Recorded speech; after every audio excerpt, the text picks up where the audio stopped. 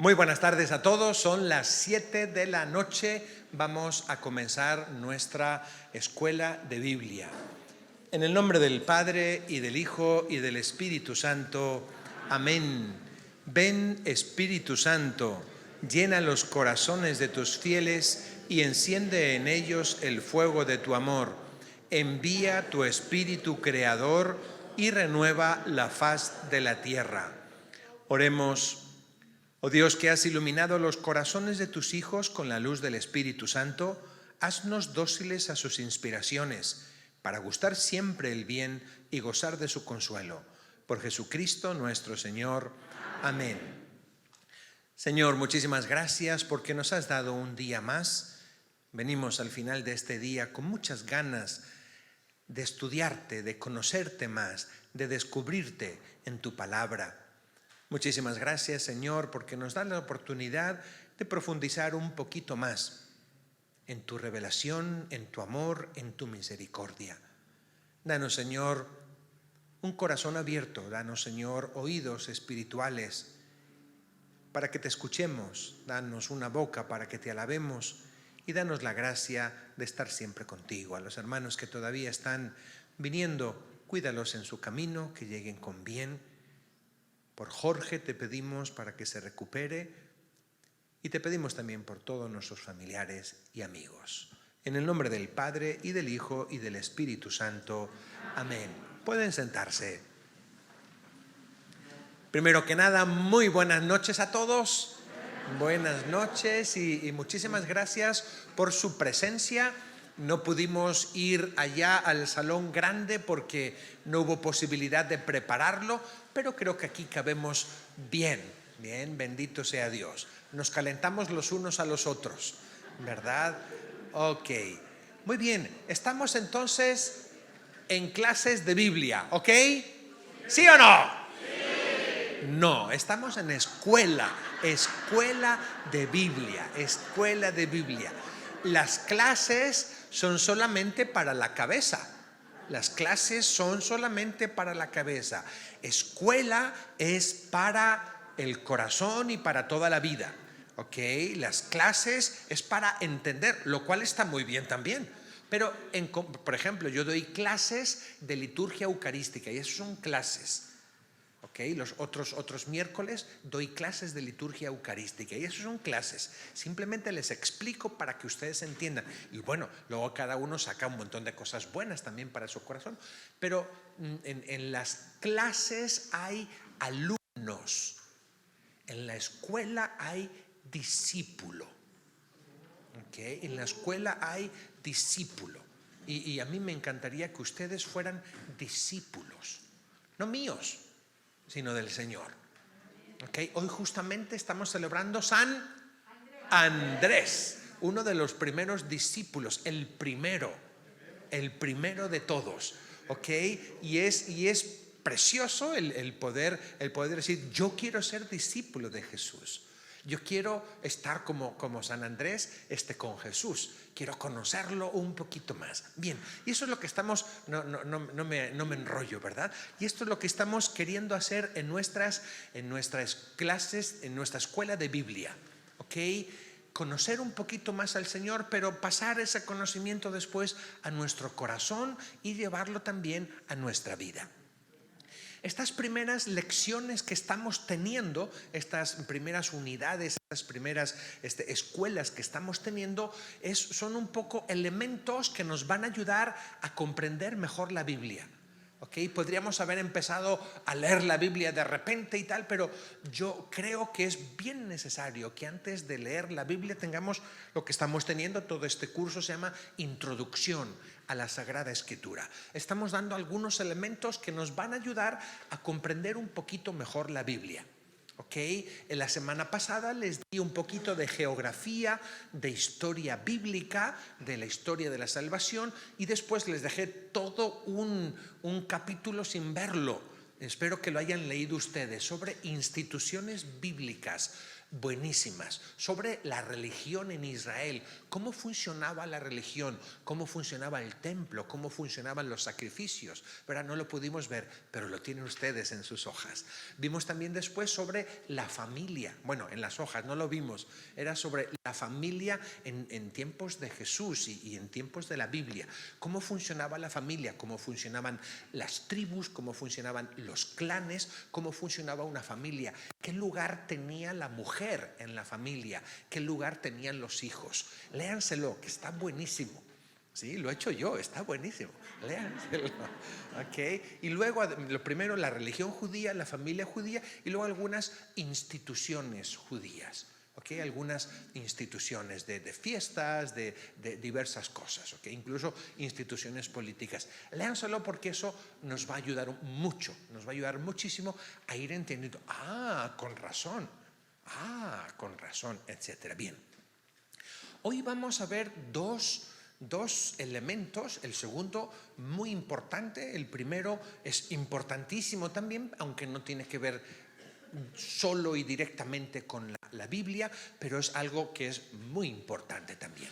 Son elementos un poquito abstractos, pueden parecer un poquito abstractos, pero que son muy importantes para entender la Biblia como la entendemos los católicos, ¿verdad? Porque yo a veces escucho a católicos que me preguntan como protestantes, o que se acercan a la Biblia como protestantes. Okay. Y no digo que los protestantes se acerquen a la Biblia de una mala manera, pero se acercan a su manera, ¿verdad? Entonces, nosotros como católicos nos acercamos a nuestra manera y voy a ir explicando un poquito la manera de acercarnos, ¿verdad? A veces personas me preguntan, y son preguntas muy típicas de protestante y concretamente típicas de evangélicos y concretamente típicas de pentecostales. ¿En qué parte de la Biblia dice esto? ¿En qué parte de la Biblia está la misa? ¿En qué parte de la Biblia está el purgatorio? ¿En qué parte de la Biblia está no sé qué? Es que nosotros no miramos la Biblia así, no miramos la Biblia aisladamente. ¿Se acuerdan que dijimos en la primera clase, cuando dimos la primera introducción, cómo leer la Biblia? Dijimos, tenemos que leer la Biblia en su conjunto, tenemos que leer la Biblia centrada en Jesús, y tenemos que leer la Biblia dentro de la iglesia, como la ha leído, como la ha recibido la iglesia, como la ha leído la iglesia y como la ha interpretado y la ha enseñado la iglesia, desde el inicio, ¿verdad? Y justamente hoy vamos a empezar con eso, ¿sí? El primer tema se llama la tradición. Muchas veces también hermanos protestantes dicen, los católicos siguen la tradición y eso son cosas humanas. Bueno, según tú. Okay. En general los hermanos protestantes, casi todos dicen solo la Escritura. Desde Lutero decían, nuestra fe se basa solo en la Escritura. Tenían dos cosas, solo voy a hablar de una, decían sola fides, sola scriptura, solamente la fe y solamente la Escritura. Okay. Yo siempre les pregunto, bueno, te voy a preguntar como protestante, ¿dónde dice en la Biblia que sola fides? En ningún lugar. ¿O dónde dice la Biblia sola escritura, que solamente la Escritura? En ningún lugar tampoco. ¿Cómo puedes defender sola Escritura si dentro de la Escritura no dice que solo la Escritura? ¿Verdad? Pero bueno, no estoy discutiendo con protestantes, estoy hablando con mis hermanos. Bien. Los católicos no decimos solo la Escritura, decimos que la revelación de Dios nuestro Señor nos viene mayormente en la Escritura, pero también en la tradición. ¿Okay? En la tradición. ¿Sí? Y es el tema que vamos a ver ahorita, la sagrada tradición. Cuando decimos tradición, no estamos diciendo costumbres o tradiciones. Estamos hablando de la tradición. La palabra tradire en latín quiere decir entregar. Entregar, ¿ok? Es una entrega. Y justamente la revelación, y es lo que vamos a ver ahorita, la revelación es una entrega. Es Dios nuestro Señor que se entrega a sí mismo, que nos muestra a sí mismo. Es después que nos entrega a su Hijo, y después Jesús que le entrega a los apóstoles, y después los apóstoles que le entregan a las futuras generaciones. Son puras entregas, puras, en latín, traditio, puras tradiciones, son entregas. A eso nos referimos con tradición. ¿Sí? No nos referimos, tenemos una tradición de que tenemos que llevar una medallita de San Jorge. No, eso son tradiciones, son costumbres y son cosas. Cuando hablamos de tradición, con mayúscula, cuando hablamos de sagrada tradición, de que la Iglesia Católica tiene como fundamento de la fe la tradición y la escritura, estamos hablando de sagrada tradición en ese sentido. ¿Sí estamos? ¿Sí me siguen? Uy, qué bien, muy bien. Mire, les leo la primera carta de San Juan, en el capítulo 1, versículos 2 y 3.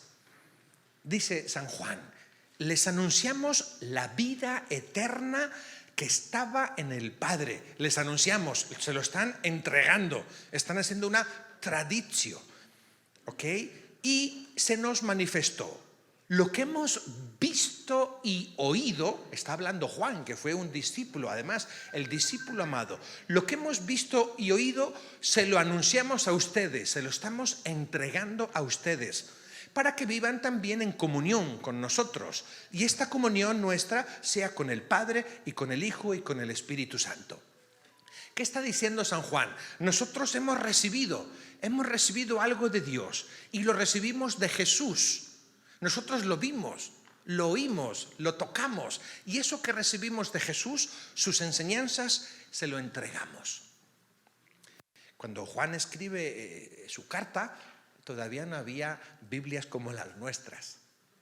Todavía no tenían Nuevo Testamento ellos. No tenían un libro del Nuevo Testamento. No tenían todavía los evangelios. Y Juan está diciendo, les estamos entregando. ¿Cómo lo entregaban? ¿Cómo lo entregaban? Oralmente, por medio de la predicación, y no solo por medio de la predicación, lo entregaban también por medio de costumbres. ¿Okay? El Señor Jesús nos dijo, hagan esto en memoria mía, nosotros lo hacemos. Vamos a hacer la cena, que nos dijo Jesús que lo hiciéramos en memoria suya. Y estamos entregándole, estamos haciendo traditio, ¿okay? De aquello que nosotros recibimos. Lo que hemos recibido, ¿okay? Lo que hemos visto y oído, nosotros se lo entregamos. Y San Pablo, en la carta a los Corintios, lo dice 2 veces. Primero dice, les recuerdo, hermanos, el evangelio que les prediqué, que ustedes han recibido, y en el cual permanecen fieles, y por el cual también son salvados, si lo guardan tal como se lo prediqué. Si no, habrán creído en vano. Porque yo les transmití traditio, yo les transmití en primer lugar lo que yo mismo recibí. ¿Sí lo ven? A esto nos referimos con la tradición. Yo he recibido y yo lo transmito. Si lo recibo es que alguien me lo está dando. Me lo dio Jesús. Me lo dio Jesús con su enseñanza. Me lo dio Jesús con su ejemplo. Me lo dio Jesús con sus nuevos mandamientos. Me los dio Jesús con su estilo de oración. Me lo dio Jesús. Y yo eso que he recibido se lo entrego. Y Pablo en concreto, Pablo vio a Jesús solamente en el camino de Damasco, pero fue el Espíritu Santo el que también a él le iluminó. Y recuerden que Pablo, después de su conversión, pasó 3 años. 3 años. 3 años recibiendo de los apóstoles toda su experiencia. Ellos daban, ellos entregaban, ellos hacían traditio y él recibía. Y eso que ha recibido se lo está entregando ahora en concreto a los corintios. Y lo mismo dice en el capítulo 11. Porque yo recibí del Señor lo que les he transmitido. ¿Ok? Que el Señor Jesús, la noche en que iba a ser entregado, tomó pan, etcétera, etcétera, etcétera. ¿Ok? A esto nos referimos y a esto se refiere la Iglesia Católica cuando habla de sagrada tradición. ¿Sí estamos? No nos referimos, es que en mi pueblo teníamos la tradición de vestir a Santa Domitila, la vestíamos con no sé qué. Es que tenemos la tradición de levantar al niño Dios de sus... Todos están muy bien, son tradiciones, pero no nos referimos a eso. Cuando hablamos de sagrada tradición, no nos referimos a eso. Es que yo tengo tradición de ponerme un collarito aquí blanco. No nos referimos a eso. Eso son tradiciones. No estamos hablando de la sagrada tradición. ¿Sí? Esto puede cambiar. Puede que el día de mañana, bueno, hace años no era así. Era una especie como de cuello diferente. ¿Ok? Y a lo mejor dentro de unos años nos dirán, ya quítense este plastiquito y pónganse, no sé, una manzana aquí. No creo que lo digan, ¿no? ¿Verdad? Pero eso son tradiciones humanas que se pueden cambiar. Cuando hablamos de la sagrada tradición es la entrega que Dios hizo de su revelación. ¿Ok? En el Antiguo Testamento por medio de los profetas, por medio de apariciones, etcétera, etcétera. En el Nuevo Testamento sobre todo por medio de Jesús. Es la tradición, lo que Jesús le entregó. Y será esa misma tradición la que después apruebe la Biblia. Los primeros discípulos tenían la Biblia de los judíos. Y luego tuvieron que crear el Nuevo Testamento. ¿Quién creó el Nuevo Testamento? Pues aquellos que lo recibieron, la iglesia. La iglesia fue la que decidió, estos son los libros de la nueva alianza, este y este y este. No es que Jesús lo haya dicho en ningún libro de la Biblia, nos ponen, ustedes tienen que tener estos libros del Nuevo Testamento. No, fue la iglesia. Entonces hay muchas cosas, a veces de vuelta nuestros amados protestantes, es que ustedes han sacado esto, ¿quién sabe de qué? Pues lo hemos sacado, muchas de las cosas lo hemos sacado de la tradición. ¿Ok? Bien, vamos entonces a iniciar. Lo primero vamos a hablar un poquito de la revelación. ¿Sí? La revelación. La revelación es la manifestación de Dios al hombre. ¿Ok? Es la palabra dirigida al hombre. Cuando hablamos de revelación es revelar, es quitar un velo. Antiguamente se hacían unas estatuas preciosas de mármol, ¿verdad? Y cuando las iban a presentar, cuando ya estaba terminada, estaban cubiertas con un velo y le quitaban el velo. Les quitaban ese velo que cubría la imagen. Como ahorita cuando se inauguran cosas, ¿verdad? Hay una placa ahí y se quita el velo que tiene o la cortinita que tiene, ¿verdad? Se le quita y ¡oh, qué bonito! Pues bueno, revelar quiere decir eso, quitarle el velo. ¿Ok? Por así decir, Dios nuestro Señor, el Dios invisible, el Dios eterno, el Dios que está en el cielo, se quita el velo y baja. Aquí estoy. Eso es la revelación, es la automanifestación de Dios a la humanidad. Y automanifestación, ¿para qué? Para que tengamos vida eterna. Bien. Vamos a ver para qué es la revelación. Dios quiso, a partir de aquí del número 2, lo he tomado de un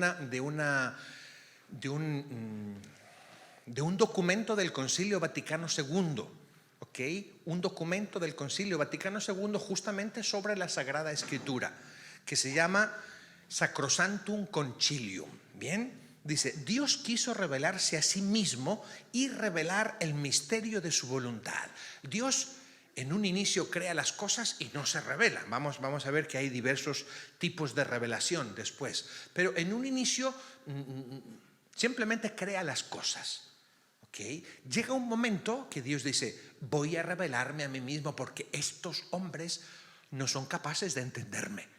Estos hombres no son capaces de conocerme solo por la mente. Estos hombres han caído en el pecado y no son capaces. Voy a revelarme a mí mismo y voy a revelar mi plan sobre la humanidad.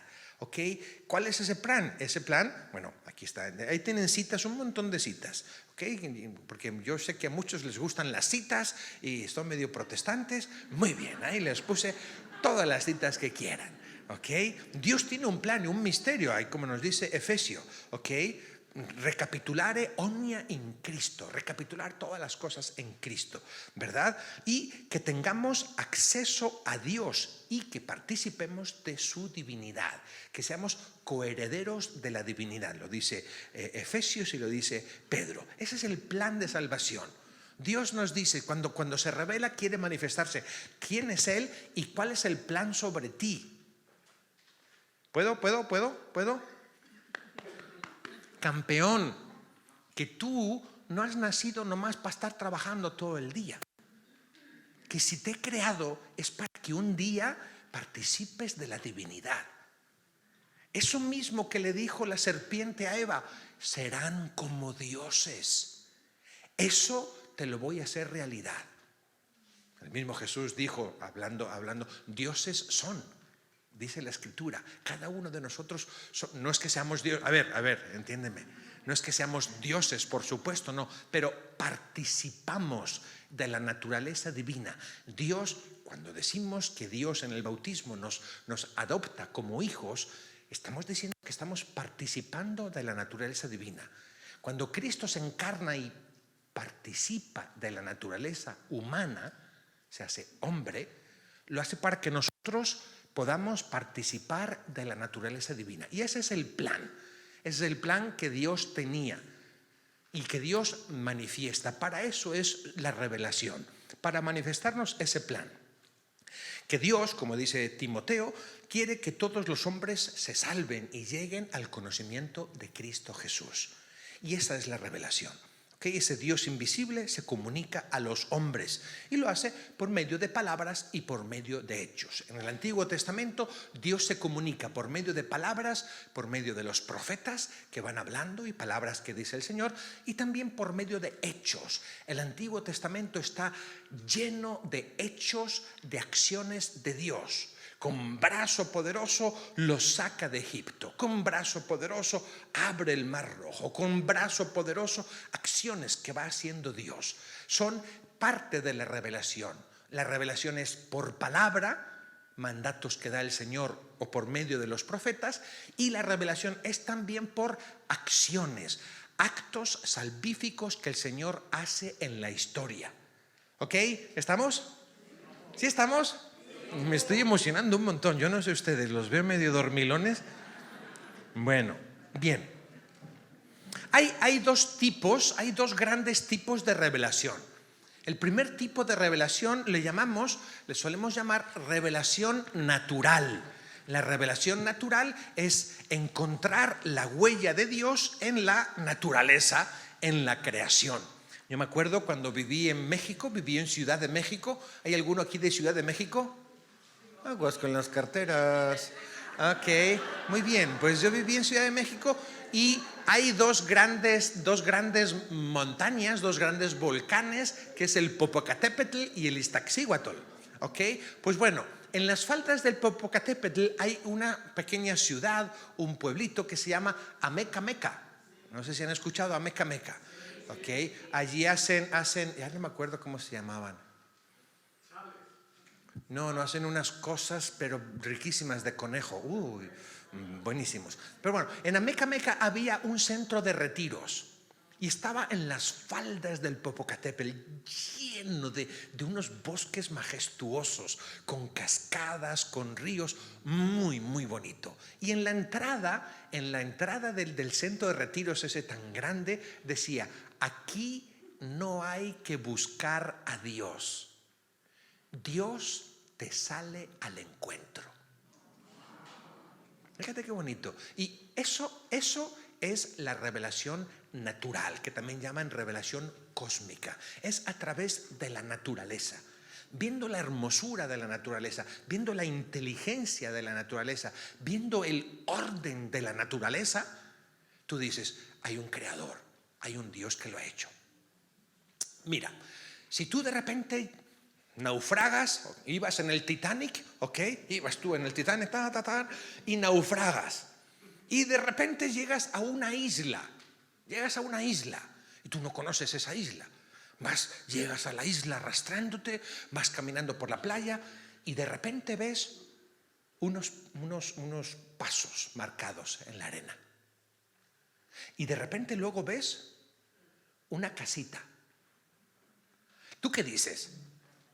¿Qué es lo que dices? Hay alguien, aquí vive alguien. Ok, porque los pasos no se hacen solos y las casitas no se hacen solas. Cuando vemos la naturaleza tan ordenada, tan admirable, tan bella, reconocemos el paso de Dios. Y eso es una revelación. Dios se revela en la hermosura, Dios se revela en el orden, Dios se revela en la majestuosidad. Esa es la revelación cósmica o la revelación natural. Existe después lo que llamamos la revelación sobrenatural. ¿Ok? Sobrenatural, y muy concretamente vamos a ver la revelación profética. ¿Ok? La revelación sobrenatural son, como les dije hace un momento, o por medio de palabras o por medio de hechos. ¿Okay? Dios se revela por hechos en la historia de la salvación y tiene un montón de apariciones, un montón de intervenciones divinas. ¿Okay? Y Dios se revela también por palabras. A Moisés le dice estos son los mandamientos, o por medio de los profetas. ¿Okay? Y dentro de la revelación sobrenatural, la revelación máxima. Aquí hay sillas, oiga, aquí hay sillas. Si quieren pasar, aquí hay 4 sillas libres. Bien. Dentro de la revelación natural, el culmen de la revelación es Jesús. Yo siempre lo digo, Dios estaba intentando. La religión, ¿conocen la palabra religión? Viene del latín religare. Ligare es amarrar, ¿ok? Y religare es amarrar con fuerza, ¿ok? Las religiones son el esfuerzo que hacen los hombres, los seres humanos, por unirse a Dios, por amarrarse con Dios. ¿Sí? Es como si tuvieras una riata. Una religión es el esfuerzo que hace un ser humano por, quiero alcanzar a Dios, está muy lejos, pero quiero alcanzarlo. A ver si lo alcanzo con esta oración, a ver si lo alcanzo con este sacrificio, a ver si lo alcanzo con este venado que le voy a ofrecer, o esta vaca, o no sé qué. Ahí se lo alcanzo, a ver si lo alcanzo con mis buenas obras. Eso es religión. La religión cristiana, también la religión hebrea, no solo es religión, sino que es revelación. No es el esfuerzo que hace el hombre por llegar a Dios, sino el esfuerzo que hace Dios por llegar al hombre. ¿Sí estamos? ¿Sí? Y eso es lo típico y concreto de nuestra religión cristiana y también de los judíos. Que no es solo el esfuerzo que los seres humanos hacen por alcanzar a Dios, sino que ese esfuerzo es Dios como que quiere estar unido a ti. Dios desde aquí arriba, ¿okay? te echa cosas para atraerte. Y Dios se inclina y cada vez más, y voy a manifestarme en la zarza, voy a manifestarme en la columna de fuego, voy a manifestarle en la nube, voy a manifestarme con el maná, voy a manifestarme con el agua que sale de la roca, voy a manifestarme con los profetas. Y está continuamente. Yo siempre digo, Dios estaba ahí intentando echarnos una mano hasta que se cayó. Se cayó del cielo y se encarnó, vino a la tierra, se hizo hombre. Entonces, nuestra religión no solo es una religión, es una revelación. ¿Sí entienden la? ¡Ay, qué bien! ¡Qué maravilla! ¡Uy, qué bien! Bien. Esa revelación de Dios quiere que todos los hombres se salven. Dios quiere que su gracia llegue a todos. No solo Jesucristo no solo vino a salvar a los que vivían en su época, o a los que vivían ahí en Galilea. Dios quiso que eso fuera para todos. Dios quiere que todos los hombres se salven. Y para que llegue a todos, por eso forma unos apóstoles. Y por eso les entrega, les hace la tradición, ¿okay? De sus palabras, de su voluntad, de su vida, del plan de Dios de estar en unión, en comunión con Él, de vivir con Dios. ¿Okay? Y lo hace justamente por medio de los apóstoles, que transmitirán de generación en generación y que enseñarán el Evangelio. Estos apóstoles comunican lo que ellos han recibido de Jesús, ¿verdad? Por medio de palabras, por medio de ejemplo, por medio de instituciones. ¿Okay? Ya los apóstoles desde el inicio, ¿verdad? No lo encontramos en los evangelios. Jesús nunca dijo, pongan sucesores. Jesús nunca dijo en el Evangelio, pongan obispos, y sin embargo los apóstoles lo hacen. ¿Por qué? Porque se lo transmitió. porque se lo transmitió, obviamente. Y en el mismo Nuevo Testamento vemos que los apóstoles nombran obispos, nombran a Tito, nombran a Timoteo, obispo de acá, etc. Van poniendo episcopos, aquellos que miran, eso quiere decir obispo, episcopo. Epi es sobre, scopeo es mirar, son supervisores, los que andan cuidando a la comunidad, que la comunidad esté bien. ¿Ok? Entonces, a eso me refiero cuando aquí pongo instituciones. Por ejemplo, el obispado es una institución, no solo son palabras, no solo son ejemplos, sino que también hay instituciones que nos han venido transmitiendo. Los apóstoles dejan como sucesores a los obispos, ¿ok? A esta transmisión o entrega del Evangelio, del anuncio de Jesucristo, es lo que llamamos tradición, lo que llamamos sagrada tradición. ¿Sí estamos? ¿Ya entendieron más o menos lo que es tradición? Que no son tradiciones. Porque claro, si no, es que ustedes siguen tradiciones, no, pero es que no, está bien lo de... No, tradición es una cosa, sagrada tradición es una cosa, y claro que sí, nuestra fe está fundada en la Sagrada Escritura y en la Sagrada Tradición. No en tradiciones, sino en la Sagrada Tradición. ¿Ok? Y lo decimos con mucho orgullo, porque aquí, citas, ¿quieren citas? Aquí las tienen, todas las que quieran. ¿Ok? Bien. ¿Okay?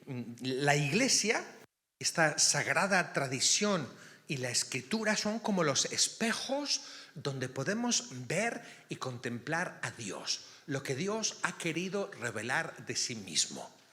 Lo que Dios ha querido revelar de sí mismo a través de la historia y a través de la Sagrada Escritura y a través de Jesucristo, pues no llega a ser todo lo que es Dios, obviamente. Dios no se revela del todo a sí mismo. ¿Por qué? Porque no podremos comprenderlo nunca. No podremos comprenderlo nunca a Dios. Es que aunque se revelara a Dios completamente al 100%, no tendríamos capacidad de comprenderlo. Ni ahora, ni siquiera en la visión celestial. En la visión celestial gozaremos de Dios infinitamente según nuestras capacidades humanas. ¿Ok? Según nuestras capacidades. Jamás meteremos a todo Dios, por así decir, en nuestra cabeza. Porque no podemos. Bien. Ok, la tradición entonces, bien. Esto es importante. La sagrada tradición, ok. Estamos en la página 36, si están abajo del todo. ¿Ok? Voy a leerlos porque siento que esto es importante. La tradición, esta sagrada tradición que deriva de los apóstoles, ¿ok? Progresa en la historia. ¿Progresa en qué sentido? A ver, Jesucristo es el culmen, lo máximo de la revelación de Dios. Después de Jesús ya no hay nada más que Dios nos vaya a revelar.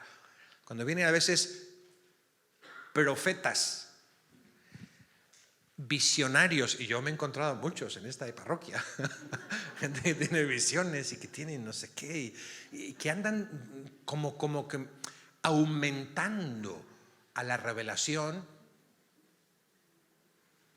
Con Jesús termina la revelación, con Jesús se completa la revelación, con Jesús Dios dijo su última palabra. ¿Sí? Dios dijo su última palabra. ¿Okay? Lo que sí es necesario que comprendamos, ¿okay?, es que esta revelación de Jesús progresa no en el sentido de que se va añadiendo más, sino que progresa en el sentido en que vamos comprendiendo mejor. ¿Sí? ¿Sí estamos? ¿Esto qué es? ¿Qué es esto?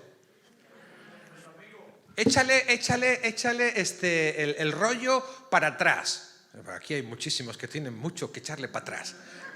20 años, échale 30 años, échale 40 años. ¿Ok? ¿Había de estos? No. ¿Por qué no había de estos?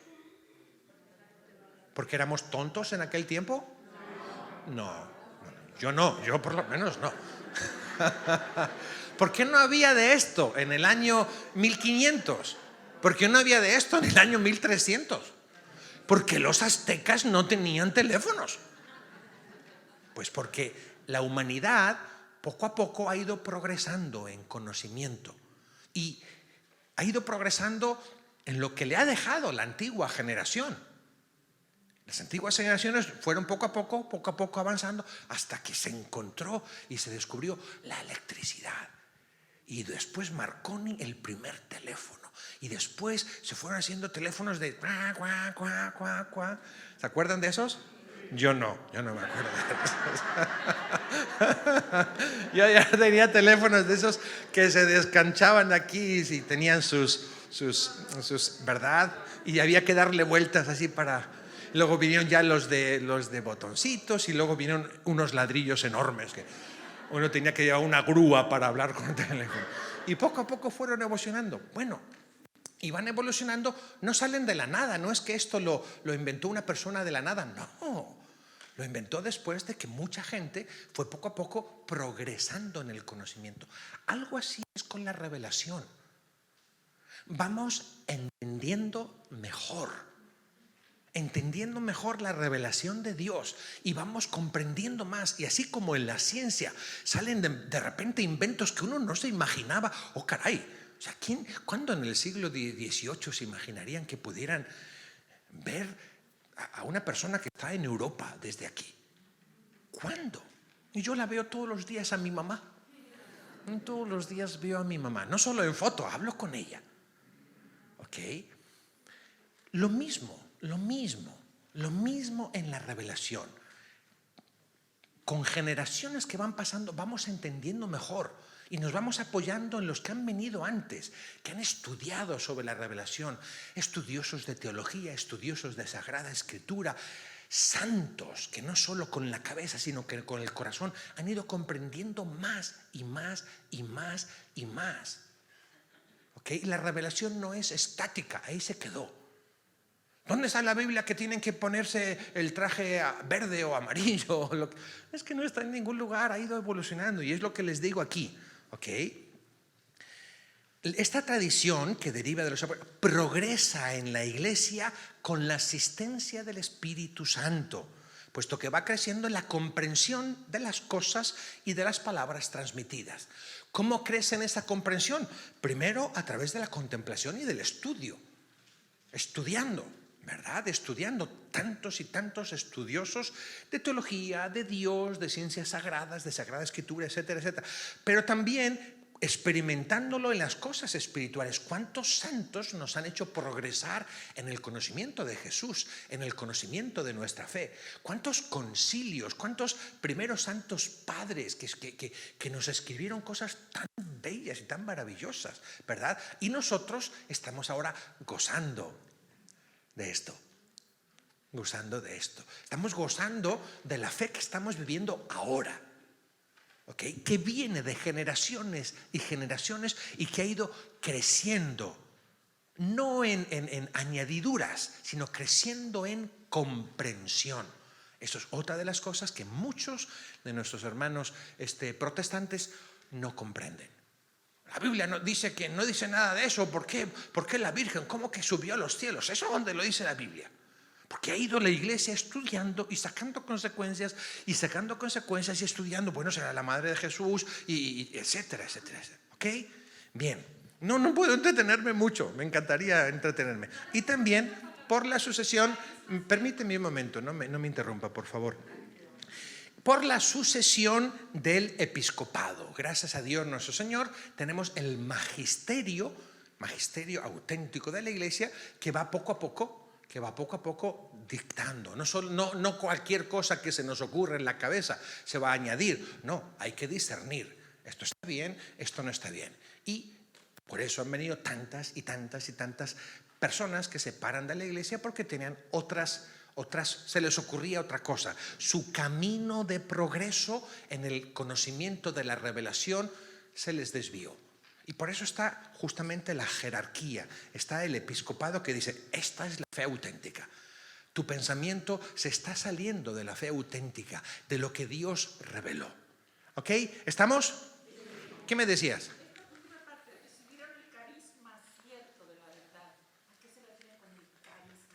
El carisma es una palabra que nos quiere decir lo que es propio de una cosa. ¿Sí? Lo que es propio de una cosa. Bien. Relación entre Sagrada Tradición y Sagrada Escritura, pues no están en desacuerdo la una con la otra, sino que están unidas y compenetradas, ¿ok? La palabra de Dios, en cuanto se consigna por escrito bajo la inspiración, se llama Sagrada Escritura. Esto es muy importante, ahí subrayenlo y luego ya se lo estudian bien. La palabra de Dios, en cuanto que es confiada por Cristo y por el Espíritu Santo a los apóstoles, se llama tradición. En ambos casos es la palabra de Dios. La escritura es la palabra de Dios en cuanto se consigna por escrito. La tradición es la palabra de Dios en cuanto que es recibida y confiada a los apóstoles, no por escrito. ¿Ok? Bien. Déjame que termine, ¿sí? Y si no respondo, si no he respondido a la duda que tiene, ya me pregunta. Bien. Vamos, tengo que ir muy rápido, es que hay muchísimo. Bien, el proceso de la tradición. Bien, hay como 3 tipos de tradición.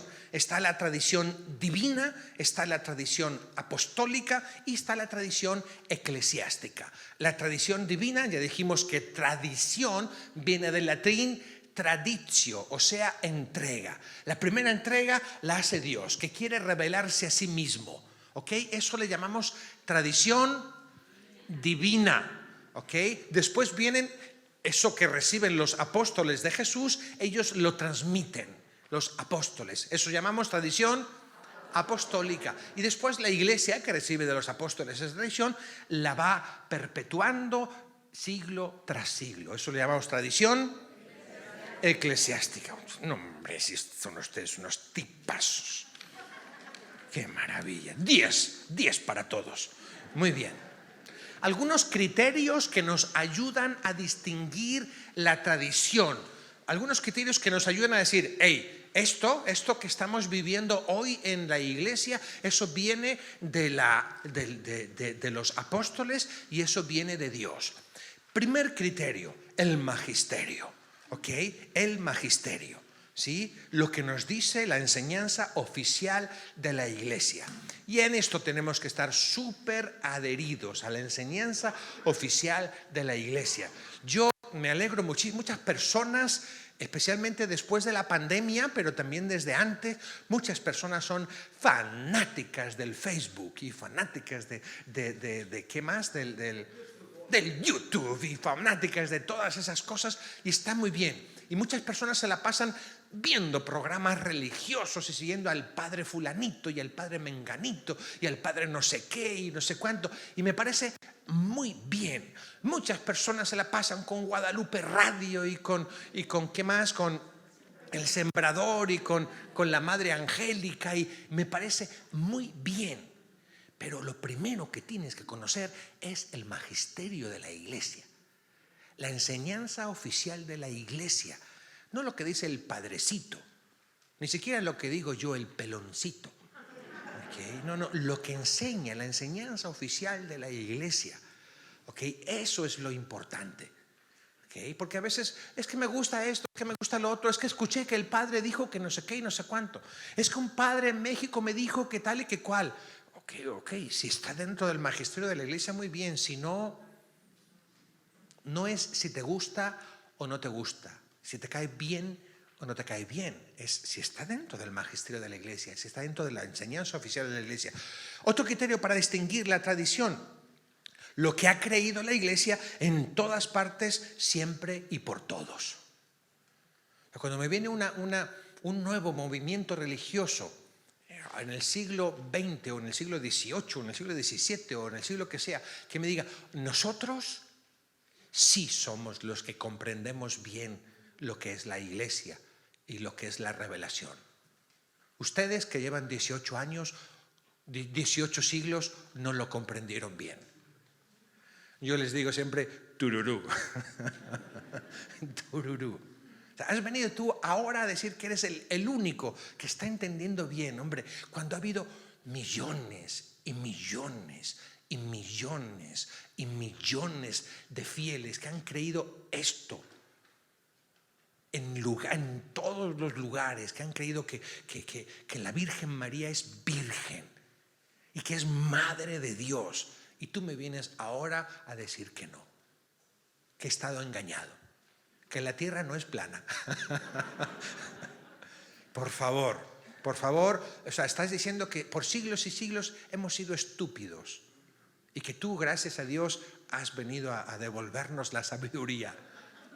Yo me fío más de esos millones y millones y millones que han creído en todas partes, siempre y todos. El sensus fidei, el sentido de la fe del pueblo de Dios. Y esto es bien importante, especialmente en estos tiempos, en que muchos de los sacerdotes somos un desastre. Y que muchos de los sacerdotes andan inventando teorías y andan inventando cosas. El sentido de los fieles, y ojalá que ustedes tengan un buen sentido eclesiástico. Okay, que si ustedes ven a un padre que en la misa echa Coca-Cola, el sentido en vez de vino, el sentido de los fieles tiene que decir, no, esto no está bien. Aunque sea autoridad del padre, esto no está bien. El pueblo fiel en sí mismo tiene lo que se llama eso, el sensus fidei, el sentido de la fe. Y esto ayuda muchísimo. Yo estoy esperando con mucha tensión al mes de febrero. Ya se lo he contado al otro grupo que viene a las clases. En el mes de febrero los obispos alemanes van a terminar su camino sinodal. Y el camino sinodal que han llevado los obispos alemanes ha sido fatal. Ha sido fatal, pero obispos, montones de obispos y montones de sacerdotes, ¿okay? Montones de obispos que exigen y quieren que les aprueben, que no sé, yo no tengo nada, pero es que esta es nuestra fe, ¿verdad? Que les aprueben, que queremos mujeres sacerdotes y queremos que los gays se casen por la iglesia y queremos que digan que la homosexualidad no es pecado. Montones, y exigiendo, y en febrero terminarán y entregarán. Y estamos, el Papa Francisco dijo muy suavemente, ¿no? Como es él, el Papa Francisco, como que a veces parece que no es muy claro, pero sí es muy claro. Sí, dijo el Papa Francisco, en Alemania ya tenemos una iglesia protestante. Que ya hay protestantes, no hace falta una segunda iglesia protestante. Ya hay una iglesia protestante. No hace falta que los católicos también se hagan protestantes. Dice, hay una iglesia protestante muy buena, no hace falta una segunda. El sentido de fe de los fieles, y ojalá que ustedes estén dentro del sentido de fe, y que nos cuidemos los unos a los otros. ¿Lo digo? Lo digo. A veces en la iglesia hay como que hay apariciones y gente diciendo, el otro día esta señora, no sé si está aquí, no lo sé, pero bueno, me da igual, okay, que tiene una aparición, que la Virgen ha dicho, gritando a mitad de misa, la Virgen ha dicho que no sé qué, que no sé cuánto, y como que el resto de los fieles tenemos que aplacarla, o sea, con buenas maneras, ¿no? No digo tlaquearla, pero decirle, o sea, tranquilo, o sea, serénate, o sea, tómate tu pastilla y serénate. Serénate. No, en serio, para eso somos una comunidad, no podemos ser indiferentes a cosas que están alterando la fe, ¿verdad? Y tenemos que nosotros ayudarnos y tener ese sentido de fe. Es una comunidad que conoce bien su fe y que va con el camino de la fe. Bien, seguimos. Después, las profesiones de fe. Las profesiones de fe, me refiero al credo, a los diversos credos que ha habido durante la historia de la Iglesia, desde el credo que rezamos, el niceno-constantinopolitano, y hasta el credo de los apóstoles, en la traducción más breve. La Sagrada Escritura, que no puede haber nada en la tradición que esté en contra de la Sagrada Escritura, y el mismo Cristo resucitado. Ok, pasamos a la... Bueno, aquí había unos... Pues no se los pude poner sobre la tradición. Ok, vamos a pasar al siguiente al siguiente tema. El canon bíblico. Este está buenísimo. ¿Sí lo conocen, el canon bíblico? Bueno, ahorita les explico. ¿Dónde estás? ¿Dónde estás, canon bíblico? ¿Eres tú? No, este es Tobías. Vamos a ver. Ok. Bueno, pues vamos para allá. Bien, entonces, el tema que acabamos de ver es sobre la tradición. Hemos explicado lo que es la tradición y esto es importante porque la Biblia nos la han entregado. ¿Ok? Nos la han entregado. No la han entregado, bueno, a ti te la han entregado entera, pero me refiero a Dios se fue revelando a lo largo de siglos y siglos y se fue haciendo un compendio de esas revelaciones que es la Biblia. ¿Okay? Le recibió en un inicio, el Antiguo Testamento lo recibe el pueblo judío. El Nuevo Testamento lo recibe la iglesia. ¿Okay? Va recibiendo, y la misma iglesia que recibe esa tradición, esa entrega que Dios hace de su revelación, es la que dice, estos son los libros. ¿Okay? Estos son los libros que componen la Biblia. Es la misma iglesia la que dijo, estos son los libros que componen la Biblia. ¿Ok? Ese número de libros que compone la Biblia, ese número de libros que son palabra de Dios, es lo que llamamos el canon bíblico. ¿Ok? ¿Sí estamos? ¿Sí estamos o no estamos? No sé qué pasa aquí, se me ha churriscopiteado.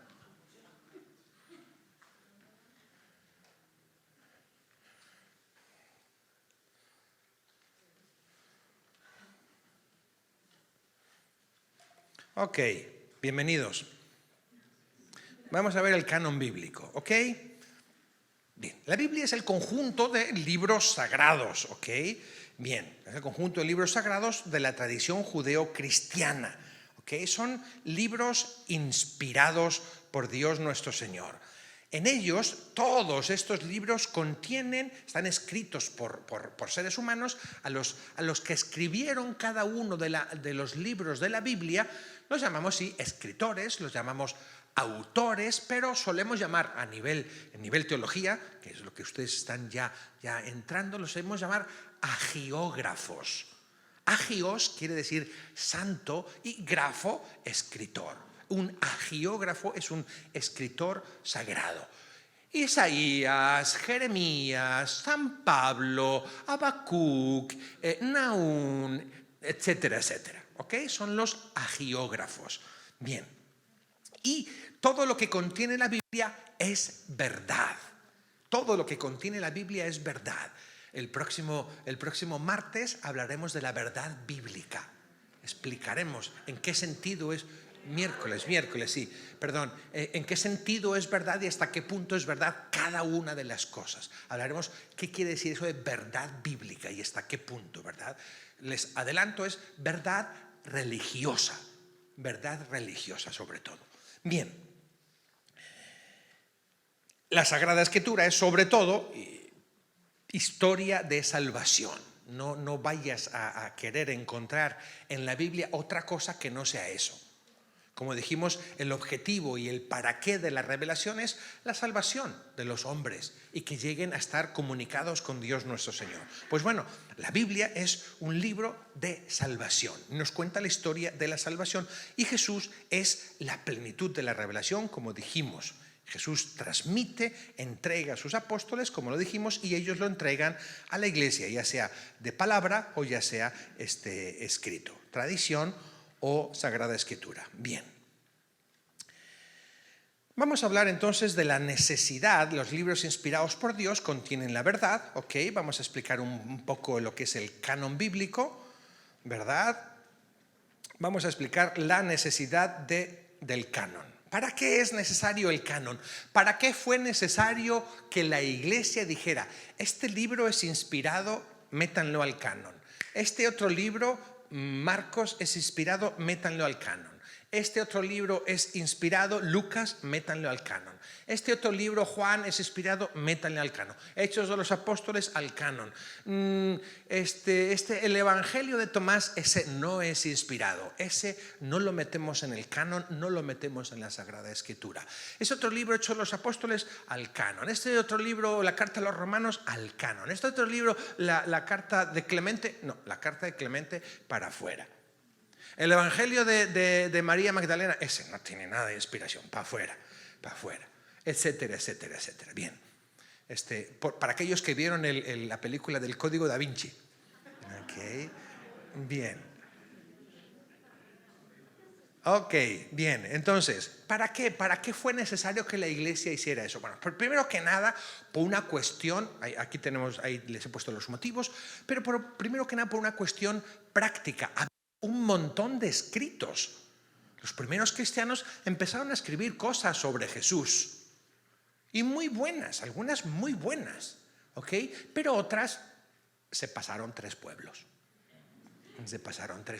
En varios sentidos. Se pasaron tres pueblos en doctrina, porque empezaban a enseñar doctrinas ocultas, sobre todo lo que se llaman doctrinas gnósticas, o sea, mágicas, ocultas.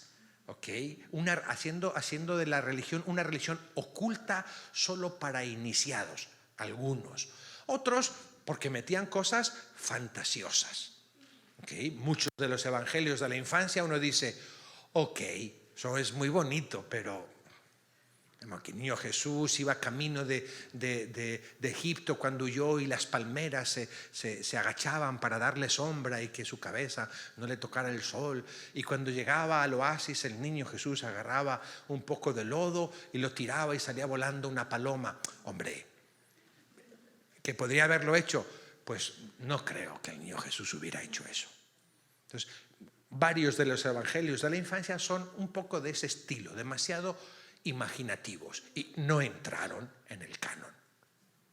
Hay montones de libros católicos, de libros cristianos, que fueron escritos en la misma época que los evangelios, en la misma época que las cartas, ¿verdad? Pero que no entraron en el canon. ¿Por qué? Porque la iglesia discernió que no estaban inspirados por Dios, que no tenían. También quiero que el próximo miércoles, además de la verdad bíblica, hablaremos de la inspiración de la Sagrada Escritura. Explicaremos qué es eso de la inspiración, de que los libros, cada uno de los libros está inspirado y en qué sentido. ¿Ok? Prepárense para la próxima. Bien. Pero ahora estamos en el canon. Ahorita estamos en el canon. ¿Ok? Bien. ¿Para qué entonces? ¿Cuál era la necesidad de hacer un canon? Primero, para mantener, ¿verdad?, la misma regla de fe y de costumbres, para que se mantuviera esa revelación que Dios, se mantuviera en la verdad, esa revelación que Dios nuestro Señor había entregado. ¿Okay? Y que fuera, para los seguidores de Jesús, fuera algo exacto y algo que mantuviera la regla de fe y la regla de costumbres. Bien, la fe y la moral de las personas. Bien. Por ejemplo, Pablo les dice creo que es a los corintios, dice, hay algunos que están diciendo que el matrimonio es malo, que el matrimonio es tal. No, pueden casarse, no hay ningún problema. ¿Okay? Entonces, algunas materias habían, o pues si ven la carta de Judas también, Judas les pone a los que escribe su carta, les pone cuidado, porque hay unos falsos profetas y falsos predicadores que están enseñando otras cosas. El mismo Pablo lo dice, si alguien enseña algo distinto que de lo que yo les he enseñado, que sea anatema, para el infierno. ¿Sí? Porque había muchos predicadores que empezaban a enseñar cosas. Entonces, había necesidad de que la fe estuviera clara y pura y que las costumbres también estuvieran claras y puras. Bien, para mantener la identidad cristiana y también por confrontaciones con el judaísmo. Al inicio, el cristianismo era visto como una especie de secta, un grupo de judíos que se han salido del judaísmo, han fundado una secta siguiendo a Jesús. un judío también, un judío marginal que ha hecho una nueva religión a partir del judaísmo. ¿Okay? Y así eran vistos. Y muchos judíos que se pasaban al cristianismo todavía creían que esa vivencia dentro del cristianismo, las reuniones, primeras reuniones que sean los cristianos, pues son judíos, son todos judíos igual que yo. Pues, ¿cómo que ya no hay sacrificios? Que hay que hacer sacrificios. ¿Cómo que no sé qué? ¿Cómo que...? Y había confrontaciones con los judíos. Bien. ¿Qué más? ¿Qué más? Confrontaciones con el judaísmo, y también la Iglesia afirmaba con decisión el carácter definitivo y último de la revelación de Jesucristo. La Iglesia decía, además de otros criterios, libros canónicos, solo vamos a darle el título de libros canónicos a aquellos escritos por personas que hayan conocido directamente a Jesús o directamente a los apóstoles. ¿Okay? Jesús es la conclusión de la revelación. El canon está concluido. No hay más. Aunque hay no sé, las cartas de Clemente, aunque sean muy buenas, que son buenísimas, pero no están dentro de eso. No están dentro de ese límite de tiempo. ¿Ok? Bien. Así pues, la Iglesia estableció como canónicos 73 libros, de los cuales 46 son del Antiguo Testamento y 27 del Nuevo Testamento. La Iglesia de aquel tiempo, en aquel tiempo no había protestantes, era una iglesia, estaba solo la Iglesia de Jesucristo. La única iglesia bajo el gobierno de Pedro y después de sus sucesores. Todavía no había habido excisiones, no había habido cismas y separaciones. ¿Okay? Entonces, la Iglesia de aquel tiempo pone estos libros como canónicos, y la Iglesia Católica desde entonces ha conservado este número de libros como canónicos. Bien. Las 8, hora de la merienda. Bien, vamos a definir, ¿se aguantan un poquito? A ver si logro terminar, no creo que logre terminar, para después tener un ratito de lección divina. ¿Qué es el canon? Vamos un poco a definir lo que es el canon. Canon, la palabra canon viene de una palabra griega, no sé si lo tengo aquí. ¿Sí lo tienen ustedes? Ok.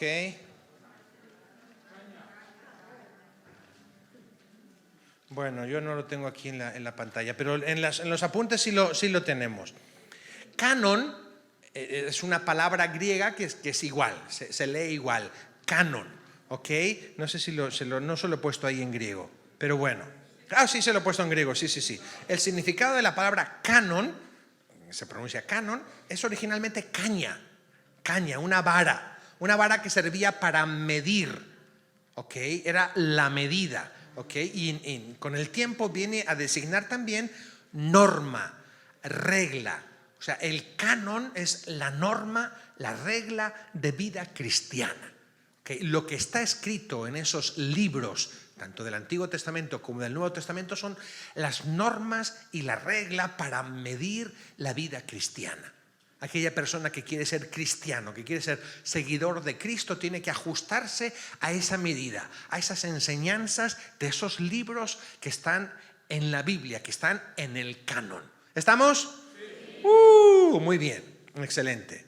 Ok, canon lo usa también a los que les gustan las citas, lo usan en Gálatas 6:16. Ok, canon entonces es la norma de vida cristiana, norma de conducta y norma de fe.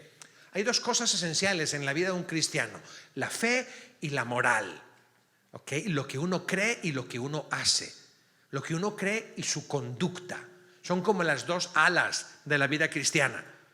Uno puede decir, ay, yo tengo mucha fe, tengo mucha devoción, creo mucho en Dios, confío mucho en Dios, amo mucho a Dios, voy a todas las misas, mi fe es grandísima. Y luego es un sinvergüenza. Pues eso no vale para nada, eso es como intentar volar con un ala. Yo soy bueno, yo soy muy honrado, yo soy muy honesto, pero no creo en Dios. Pues tampoco llegas a ninguna parte. ¿Okay? Están las dos cosas, la fe y la moral. la fe y la vivencia de tu vida cristiana. Bien, y el canon es regla de moral y de fe, de las dos cosas. Bien, nos saltamos todo eso. Bien, algunos términos, ¿ok? ¿Sí estamos? Bien. En un inicio era eso, bueno, después el canon bíblico viene a ser la colección recogida por la autoridad de la Iglesia de todos aquellos libros inspirados por Dios que contienen y constituyen la fe, la regla de fe y de costumbres. ¿Ok? ¿Sí estamos?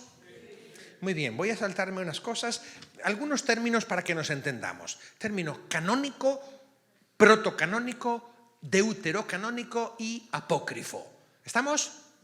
Canónico, pues ya lo acabamos de definir. Son los libros aceptados oficialmente por la Iglesia. Los protocanónicos, protos quiere decir el primero, son los primeros, son los libros canónicos sobre los que nunca se discutió. Son los libros canónicos que en la Iglesia no hubo discusión sobre ellos. El Evangelio de Mateo nadie lo discutió. En el Antiguo Testamento, el Génesis, el Éxodo, el Levítico, Números, Deuteronomios, nadie lo discutió, siempre estuvieron en canónicos. Esos son los protocanónicos, el primer canon, por así decir, la primera lista, ¿sí? Están después deuterocanónicos. Deuteros quiere decir segundo o el siguiente, ¿sí? Deuterocanónico quiere decir son aquellos libros cuya autenticidad se han discutido en algún momento. En el Antiguo Testamento hay 7 libros que se ha discutido dentro de la Iglesia sobre su autenticidad, sobre su canonicidad, sobre su inspiración. ¿Ok? Son los libros de Tobías, de Judith o Judith, 1 y 2 Macabeos, Baruch, Sabiduría y Eclesiástico. ¿Ok? Los protestantes a estos libros no los tienen en su canon. En el canon protestante no, solo están los protocanónicos, no están los deuterocanónicos. Y los judíos igualmente. ¿Ok? Tampoco los tienen. Algunos libros en que en algún momento se discutió sobre ellos en el Nuevo Testamento. Bien, también son 7. ¿Okay? La carta a los Hebreos, la carta de Santiago, la carta de Judas, la segunda de Pedro, la segunda y tercera de Juan y el Apocalipsis. En algún momento de la historia de la Iglesia, sobre todo al inicio y también durante la Reforma Protestante, se discutió. Muchos protestantes decían, no, estos no son canónicos. El mismo Lutero decía que algunos de ellos no eran canónicos, pero bendito Dios, gracias a Dios, luego los incluyeron todos. En el Nuevo Testamento, bendito Dios, tenemos todos. Casi todos los cristianos tenemos todos. Hay algunos cristianos que tienen algunos más. ¿Okay? Por ejemplo, los cristianos de Etiopía, si los ubican, o los cristianos del sur de Egipto, los coptos, ¿sí? Tienen algunos libros más, lo que les platicaba antes de las cartas de Clemente. ¿Okay? Y no me acuerdo si es hechos etiópicos o algo así. Bien, pero tienen algunos libros más. Los protestantes en el Nuevo Testamento tienen los mismos que nosotros. Bien, los protestantes tienen entonces 66 libros de la Biblia, 39 del Antiguo y 27 del Nuevo. Los católicos, como les decía, tenemos 73, 46 del Antiguo y, igual que los protestantes, 27 del Nuevo. ¿Okay? Esos son los deuterocanónicos. Y por último, los apócrifos son aquellos libros que en algún momento quisieron entrar en el canon, pero que nunca entraron, nunca entraron en el canon. Apócrifo quiere decir escondido, una cosa que está escondida lejos, una cosa que está oculta. ¿Okay? Porque muchos de estos libros apócrifos, como les decía antes, son medio ocultistas. Esto solo es para iniciados. ¿Okay? Bien.